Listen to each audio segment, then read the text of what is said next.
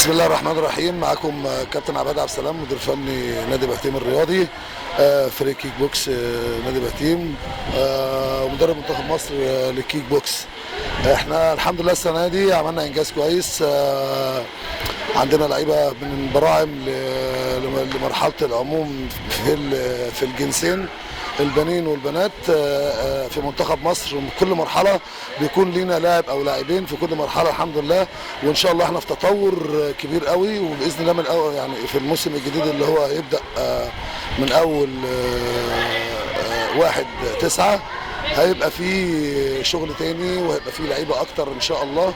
نوعدكم بكدهوت، ويعني منتظرين دعمكم بالدعاء بالتوفيق للفريق بتاعنا. والله المستعان. احنا عندنا لعيبه على مشارف بطولات دوليه خارجه من نادي بهتيم.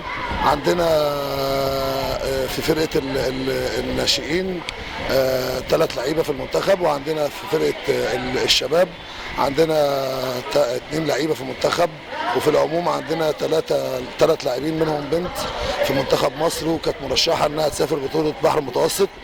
في البراعم عندنا مازن وعندنا مازن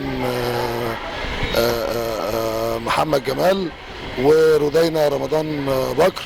دول من اللعيبه الركائز بتاعه منتخب مصر. وكان عندنا برضو لعيبه تانية، بس يعني ما حالفهمش حظ السنه دي، وان شاء الله السنه الجايه اللي هو الموسم الجديد اللي خلاص ابتدى دوت هتشوفوا نتائج كتيره جدا لفريق كيك بوكس نادي بهتيم، ومنتظرينكم تشرفونا في اي وقت.